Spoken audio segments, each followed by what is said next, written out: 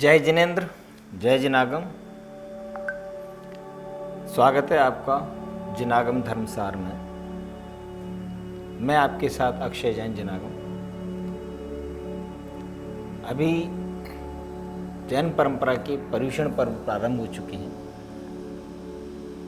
जिनमें से 10 लक्षण धर्म का प्रारंभ आज, यानी आज धर्म का 10 लक्षणों में से एक दिन है। तो क्रमशः हम उसकी बात करेंगे। धर्म के 10 लक्षण कौन कौन से हैं और 10 लक्षण पर्व में प्रतिदिन धर्म के 10 लक्षणों में से एक एक की पूजा या एक एक के बारे में बात की जाती है या उनके बारे में सोचा जाता है। लेकिन सारे के सारे धर्म के 10 लक्षण एक दूसरे से जुड़े हुए हैं। तो चर्चा करते हैं इस विषय पर। धर्म का स्वरूप क्या है? धम्म स्वरूपम दंसण मूलो धम्मो बत्थु सहावो खलु जीव रक्षणम चारित्रम सुदम दया धम्मो यह शुद्ध वीय राय भावो। अर्थात दर्शन का मूल धर्म है, वस्तु का स्वभाव धर्म है, जीवों की रक्षा ही धर्म है, चारित्र धर्म है, श्रुत धर्म है, दया धर्म है और विशुद्ध वीतराग भाव धर्म है। ऐसा जानना चाहिए। धर्म की अनेक परिभाषाएं शास्त्रों में प्राप्त होती हैं, जैसे दर्शन का मूल धर्म है, वस्तु का स्वभाव धर्म है, जीवों के प्रति अहिंसा धर्म है, चारित्र धर्म है, श्रुत धर्म है, दया धर्म है और विशुद्ध वीतराग भाव धर्म है। इस तरीके से इनके अलावा भी कहा गया है कि जिसे धारण किया जाए वह धर्म है, या जो संसारी प्राणियों को दुख से निकालकर उत्तम सुख में स्थापित कर दे वह धर्म है। इसके अलावा और भी अनेक परिभाषाएं, लक्षण आदि उपलब्ध हो सकते हैं। ये सभी व्याख्याएं अलग अलग संदर्भों में विषय की मुख्यता से शास्त्रों में बताई गई हैं। आज हमें विचार इस बात का करना है कि वर्तमान में हमारे लिए धर्म की कौन सी परिभाषा हमें झकझोरने वाली है। अगर पूछा जाए तो एक ही बात कही जाएगी, जो आज तक नहीं किया वह धर्म। यह लक्षण सुनकर हो सकता है कि आप चौंक जाएं। यह कैसा लक्षण हुआ? हमने आज तक क्या नहीं किया? पूजा की, अभिषेक किया, तीर्थ गए, दान दिया, पता नहीं क्या क्या किया, कठोर तप और व्रत भी किए। फिर भी हम कह रहे हैं कि जो आज तक नहीं किया वह अधर्म है। तो क्या ये सब जो हमने किया वो अधर्म था? नहीं। जो लक्षण आपको बताया उसको समझना इतना आसान नहीं है और समझने की आवश्यकता है। मैं सिर्फ इतना जानता हूं कि अनादिकाल से मैं इस संसार में भटक कर दुखी हो रहा हूं। अनेक जन्मों में दुख मुक्ति के अनेक उपाय भी किए हैं, जैसा कि आप धर्म के नाम से गिनवा सकते हैं। लेकिन आज भी मैं इसी भव भ्रमण में हूं और आपके सामने 10 धर्म के बारे में कहने का प्रयास कर रहा हूं। इससे ये पता तो चलता है और सिद्ध होता है कि हमने आज तक धर्म के नाम पर बहुत कुछ अवश्य किया, लेकिन वास्तविक धर्म नहीं किया। क्योंकि जिन्होंने वास्तव में सही रीति से धर्म किया है वे आज सिद्ध शिला पर सिद्धालय में विराजमान है, हमारे और आपके साथ नहीं है। इससे पता लगता है कि हमने जो धर्म किया उसमें या तो उसका सही स्वरूप समझने में भूल की या सही पालन करने में भूल की, तभी तो आज हमारी यह दशा है।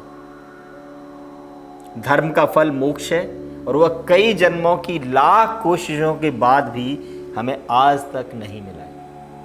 इसका सीधा सरल मतलब यह है कि जो आज तक नहीं किया वह धर्म है। वास्तव में धर्म के मामले में हमें अपने प्रति ईमानदार होने की बहुत आवश्यकता है।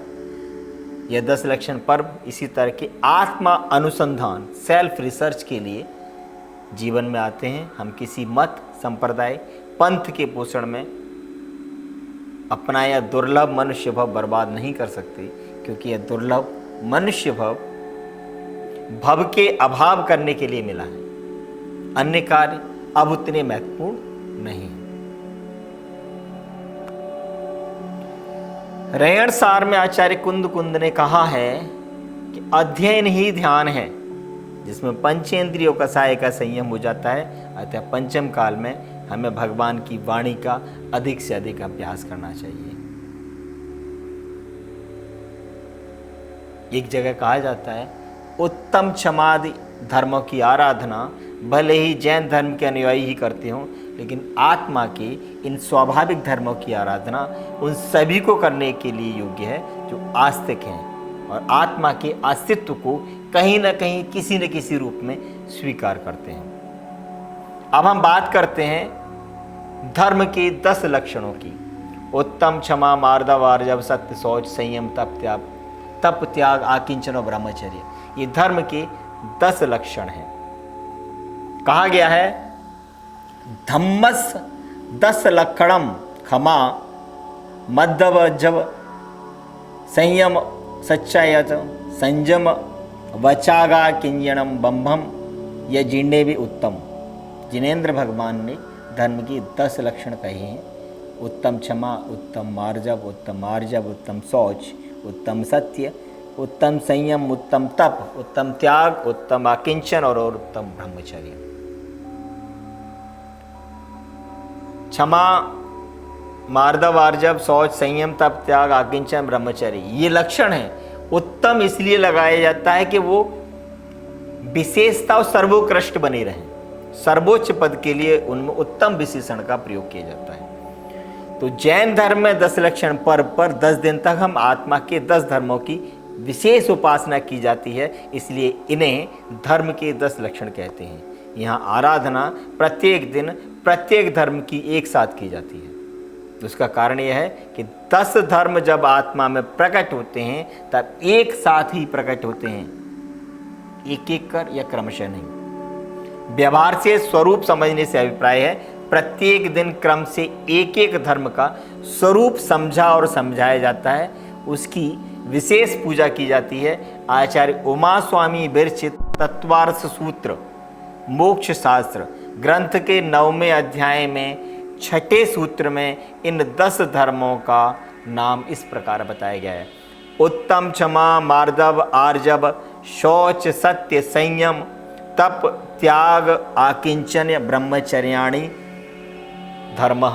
यहाँ क्षमा आदि 10 धर्मों में जो उत्तम शब्द लगा है वह सम्यक दर्शन का सूचक है।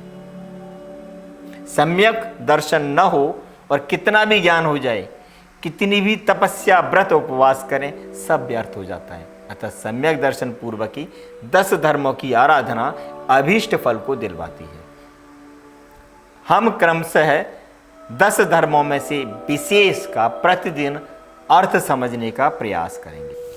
ओम नमो अरंताड़म, नमो सिद्धाड़म, नमो ऐरियाड़म, नमो वज्रायड़म, नमो लोहि सबसावड़म, चत्तारि मंगलम अरंत मंगलम, सिद्ध मंगलम, साहु मंगलम, केवल प्रणतो धम्मो मंगलम, चत्तारि लोकोत्तमा, अरंत लोकोत्तमा, सिद्ध लोकोत्तमा, साहु लोकोत्तमा, केवल प्रणतो धम्मो लोकोत्तमा, चत्तारि शरणं भवजामि, अरंति शरणं भवजामि, सिद्धि शरणं भवजामि, साहु शरणं भवजामि, केवली प्रणतो धम्मो शरणं भवजामि। नमो शब्दजडाणम आयर्यो यो वज्रायणम साउडम च नमोय पंचसडाणम, नमो 10 लक्षण पवाणम। सभी जिनेन्द्र भगवंतों को मेरा नमन, सभी आचार्यों, उपाध्यायों और साधुओं को मेरा नमन, पर्युषण पर्व को नमन और 10 लक्षण पर्व को नमन।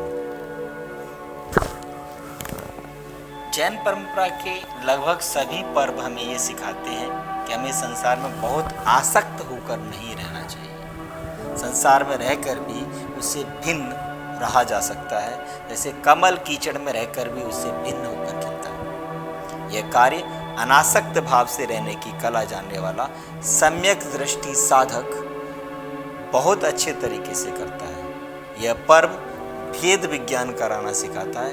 वो कहता है पाप से बचने का और कर्म बंधन से छूटने का सबसे अच्छा उपाय है भेद विज्ञान की दृष्टि। मूलाचार, भगवती आराधना आदि आगमों में श्रमण के 10 स्थिति कल्पों में 10वें कल्प का नाम प्राकृत में पज्जो सवाणाम लिखा है। इसका अर्थ है पर्यूषण कल्प, जिसका अभिप्राय है वर्षा काल में 4 महीने भ्रमण त्याग कर एक स्थान पर निवास करना। अतः पर्यूषण का अर्थ चतुर्मास से लगाया जा सकता है। इसलिए इस दौरान जो भी पर्व आते हैं उन्हें पर्यूषण पर्व कहा जाता है। श्वेतांबर संप्रदाय में 8 दिन आत्मा की आराधना करने वाले इस पर्व को पर्यूषण पर्व ही कहा जाता है।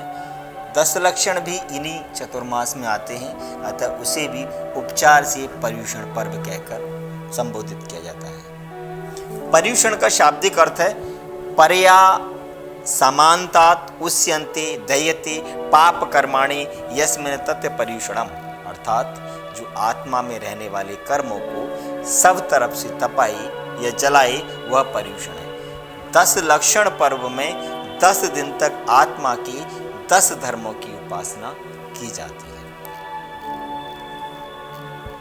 इसीलिए पर्यूषण पर्व को या 10 लक्षण पर्व को पर्वाधिराज कहा जाता है। और पर्वाधिराज का मतलब होता है कि सबसे बड़ा पर्व।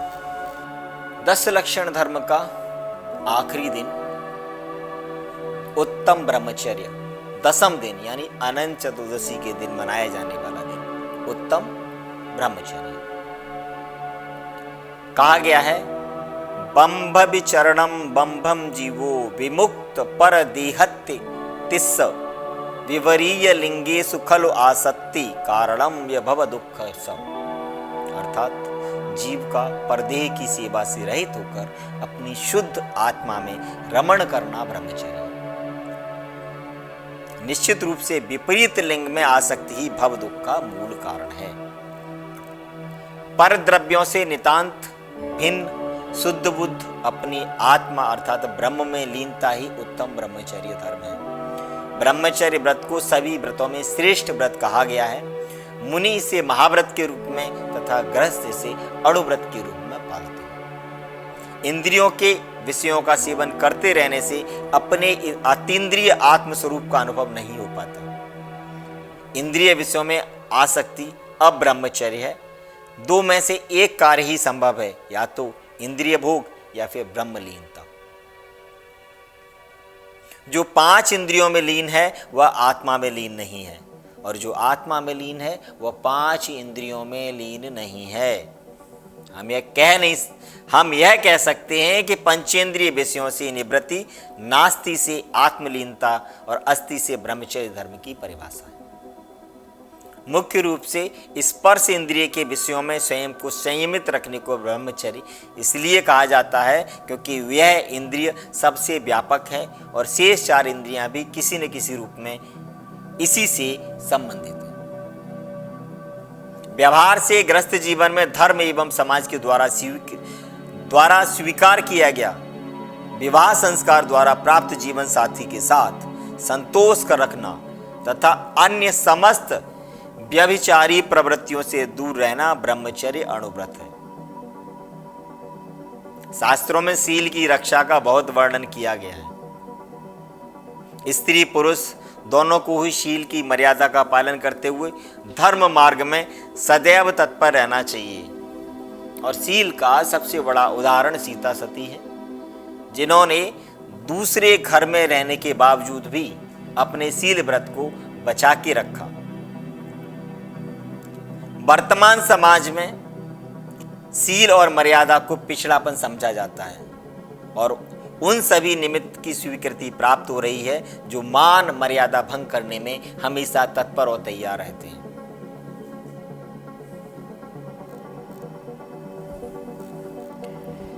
शील की मर्यादा के अभाव में परिवार टूट रहे हैं। अविश्वास का वातावरण समाज को खंडित कर रहा है। ऐसे संसाधन सहज उपलब्ध हैं जो बाल बचपन में भी कामुकता का बीज बो रहे हैं। संसार कामुकता को पुरुषार्थ समझ रहा है। असंयमित और उन्मुक्त भोग ही एकमात्र लक्ष्य माना जा रहा है। अब पवित्र समझे जाने वाले कुछ अनैतिक साधु भी जब इस कलंक से वंचित नहीं है तब सामान्य गृहस्थों की तो बात ही क्या की जा सकती है। हम इसके दुष्परिणाम भी भोग रहे हैं लेकिन चेत नहीं रहे हैं। ऐसे विकट समय में ब्रह्मचर्य की शास्त्र सम्मत किंतु वर्तमान समय के अनुकूल व्यवहारिक परिभाषा की आवश्यकता है। यह समझने की भी आवश्यकता है कि बिना आत्मलीनता के बाह्य ब्रह्मचर्य भी कोरा व्रत मात्र है जिसका कोई आध्यात्मिक धरातल नहीं है। मात्र वासनाओं को दबाना बड़ा विस्फोटक हो सकता है और बल्कि न सिर्फ हो सकता है बल्कि हो जाता है। वासना का अभाव ही उत्तम ब्रह्मचर्य की परिधि में आता है। वासना की संतुलित और संयमित परिणति अणुव्रत के अंतर्गत आती है। वासनाओं को दबाना और वासनाओं से दबना दोनों ही असहज और असहनीय अवस्था है। ब्रह्मचर्य एक धर्म है। यह दिखावा या सम्मान का लालसी नहीं है, वह एक ऐसी आत्मिक अतीन्द्रिय अनुभूति है जहां इंद्रिय सुख की समस्त अनुभूतियां स्वतः ही तुच्छ और छोटी लगने लगती हैं।